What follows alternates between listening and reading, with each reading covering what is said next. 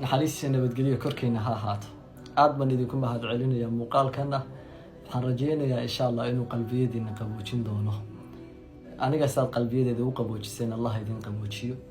sida gargaarka hooyo igula gargaarteen Allah idinku gargaaro. waliba gabdhaha Soomaaliyeed Ilaahay waxaan idin weydiinayaa karaamo xagga sare haday irsaaqadiina jirtana Allah idin soo dajiyo. hoos haday idinka jirtana Allah idin soo saaro. haday idinka fogtahayna Allah idin soo dhaweeyo. haday dhowdahayna Allah idin fudaydiyo. aamin ilaahayo. walaalayaal walaalada kale imaagaya caynaya iyagana waxaan ku leeyahay aad baa u mahadsantihiin. hadiyadihiina iyo dhambaalladiina aniga way soo gaadheen. waxaan rajeynayaa Ilaahay subhanahu wa ta'ala fariintaad u dirsateen inay idinka aqbalo. inta qodobkaas aan kaga baxaya walaalayaal hooyo igu soo duceeya. xalay anaga waan ka baaqanay tigirkii oo garoonkii laga soo celiyay.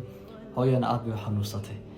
gabadh yar iyada waan diray walaashay ahayd aniga hooyo soo noqonay ku dhawaad 8 saac baan ku jirnay airportka oo hooyo aad ugu xanuunsatay.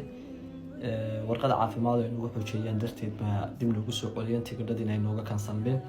marka insha Allah billahi ta'ala bari baan tagi doonaa hadii Ilaahay loo fudaydiyo. jaaliyadaha haday noqoto kuwa Masar jooga iyo haday noqoto kuwa kastaba iyo haday kuwa Yurub jooga iyo kuwa Mareykan jooga iyo gabdho dhan haday noqoto aad baan idinku mahadcelinayaa.